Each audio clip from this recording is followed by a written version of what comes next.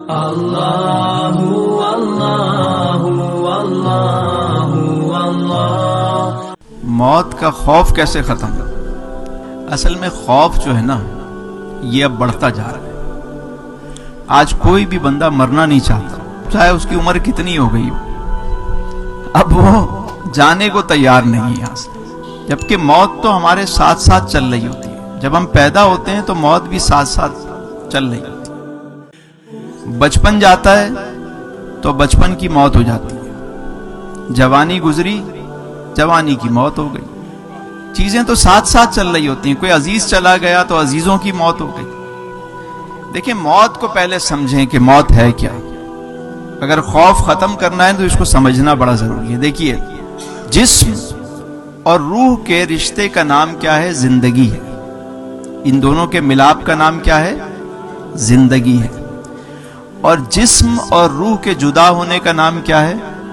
موت ہے۔ روح تو جہاں سے آئی وہاں چلی گئی، جسم یہیں پہ بنا تھا، یہیں رہ گیا۔ انسان مرتا کب ہے؟ پہلے عالم ارواح میں تھا، پھر عالم رحم میں آیا، پھر عالم دنیا میں آیا، پھر عالم برزخ میں پہنچا، پھر عالم محشر میں پہنچے گا، پھر عالم جنت میں پہنچے گا۔ تو انسان مرتا کب ہے؟ تو منتقل ہوتا رہتا ہے، کہتے ہیں انتقال کر گیا۔ کیا کہتے ہیں؟ انتقال، یعنی ایک جگہ سے دوسری جگہ چلے۔ تو خوف کیا ہم روزانہ نہیں مرتے؟ روز نہیں مرتے، ہر انسان روز مرتا ہے۔ ہم دعا کیا پڑھتے ہیں؟ اللہم باسمک اموت، یہی پڑھتے ہیں نا۔ صبح اٹھ کے کیا دعا مانگتے ہیں؟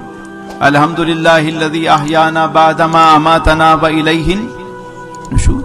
موت کے بعد جس نے حیات دی اس کا شکر ادا کرتے ہیں۔ تو مرنا تو روز ہوتا ہے، یہ تو بس اس وقت تو صرف اعلان ہوتا ہے۔ مرتے تو ہم روز ہیں، اس وقت تو صرف ایک اعلان ہوتا ہے کہ بندہ منتقل ہو گیا۔ استاد فرماتے ہیں، نہ انسان کچھ پاتا ہے نہ کھوتا ہے، انسان آتا ہے اور جاتا ہے، نہ کچھ لے کر آئے تھے۔ ایک بات یاد رکھیے، مثال کے طور پہ آپ میں سے سب رات کو سوتے ہیں، کوئی بیڈ پہ سوتا ہے، کوئی نیچے سوتا ہے۔ اگر بیڈ ہے 6x6 کا تو کتنے فٹ پہ ہم سوتے ہیں؟ 2 فٹ۔ کوئی چوڑا آدمی ہو تو 2.5 فٹ، اتنی جگہ لے گا نا۔ 2.5x6 کی جگہ پہ وہ سوتا ہے، اتنا ہی سوتا ہے نا وہ روزانہ۔ تو رات کو سویا جب وہ، تو اب نہ اس کو رشتے یاد ہیں، نہ بزنس یاد ہے، نہ کوئی چیز، کچھ بھی یاد نہیں۔ جب صبح اٹھتا ہے تو پھر سب یاد آتا ہے، ہاں بھائی کیا ہوا، اچھا جی فون بھی دیکھنا ہے، یہ بھی دیکھنا، وہ بھی دیکھنا۔ ایسا ہی ہوتا ہے نا۔ جب سویا ہوا ہے تو اس کو کیا پتا۔ ہم جب سوتے ہیں تو یہ بھی ایک طرح کی موت ہے، اور جب قبر میں رکھا جائے گا تو وہیں اتنی 2-2.5 فٹ جگہ تو وہاں بھی مل جاتی ہے، اور اسی طرح لٹا دیا جاتا ہے، اور وہاں بھی بندہ سوتا رہتا ہے۔ نیک لوگوں پہ تو وہ ٹائم اتنی تیزی سے گزرتا ہے کہ جب قیامت کے دن ان کو اٹھایا جائے گا، اٹھو بھائی چلو، کہیں ہاں محشر پپا ہے، چلو بھائی کتنا ٹائم سوئے تھے؟ نیک لوگ تو کہیں گے، ان کو بتائے، وہ ان سے پوچھا جائے گا تم کتنی دیر سوئے؟ وہ کہیں گے یہی کوئی عصر اور مغرب، ہم نے تو ابھی پاور نیپ لیا ہے، تھوڑی دیر سوئے تھے۔ بھائی صدیاں بیت گئیں، زمانے بیت گئے۔ قرآن کریم میں ہے نا، سورہ کہف میں اصحاب کہف کا واقعہ، 300 سال تک، 309 سال سوتے رہے۔ جب اٹھے تو بھوک لگی ہوئی ہے، بھائی کھانا لینے جاتے ہیں، پکڑے گئے۔ پوچھا بھائی کتنی دیر؟ ہم تو صبح سوئے تھے، شام کو اٹھے۔ بولا بھائی یہ 300 سال ہو گئے سوئے ہوئے۔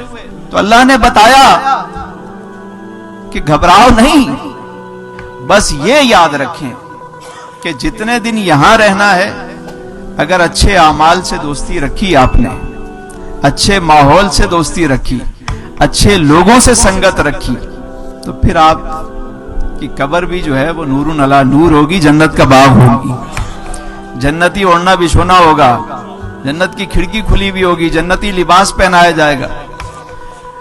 اس جگہ کو یہ تھوڑا سا ٹائم ہے، مختصر ٹائم، ہم نے پتہ نہیں اس کو کتنا بڑی پلاننگ کر لی کہ کبھی مرنا ہی نہیں ہے۔ بابا جی گزرے ایک جگہ سے، ایک شخص مکان بنا رہا تھا، بڑا زبردست مکان بن رہا تھا۔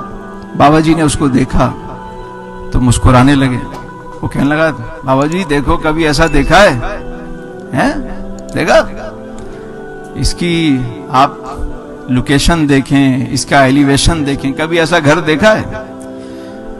بابا جی نے کہا بیٹا گھر ایسا بنانا کہ چھوڑتے وقت تکلیف نہ ہو،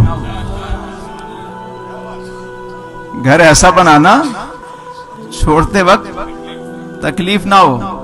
بعض لوگ اتنی لمبی پلاننگ کر لیتے ہیں، اتنا کچھ کر لیتے ہیں کہ چھوڑتے وقت صرف یہ خیال آ جائے کہ مرنا ہے تو ان کی حالت خراب ہونا شروع ہو جاتی ہے، یار یہ سب چھوڑنا پڑے گا۔ بھائی جتنا سامان کم اتنا سفر آسان۔ ایک آدمی غریب آدمی تھا، وہ درخت کے نیچے جو ہے نا بیٹھتا تھا، اپنا کام شام کرتا تھا۔ ایک دن گاؤں میں سیلاب آ گیا، کوئی اپنی منجیاں لے کے بھاگ رہا ہے، کوئی اپنے بستر لے کے بھاگ رہا ہے، کوئی اپنا کیا لے کے بھاگ رہا ہے۔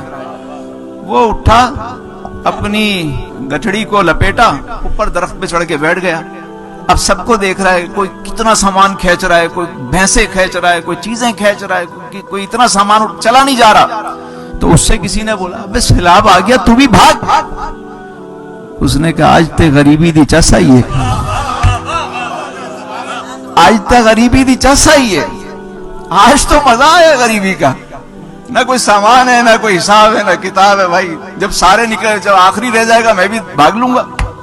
تو محشر کے دن بھی جس کے پاس کم ہوگا نا وہ بولے گا بھائی آج تے غریبی دی چس آئی ہے، اگر وہ راضی رہا۔ غریبی کون سی اچھی؟ جس میں بندہ راضی ہو۔ امیری کون سی اچھی؟ جس میں بندہ راضی ہو۔ وہ غریبی بھی اچھی نہیں ہے کہ جس میں بندہ راضی نہ ہو۔ بس جس حال میں رب رکھے راضی رہیں، شکر ادا کرتے جائیں، نعمتیں بڑھتی چلی جائیں گی۔ اللہ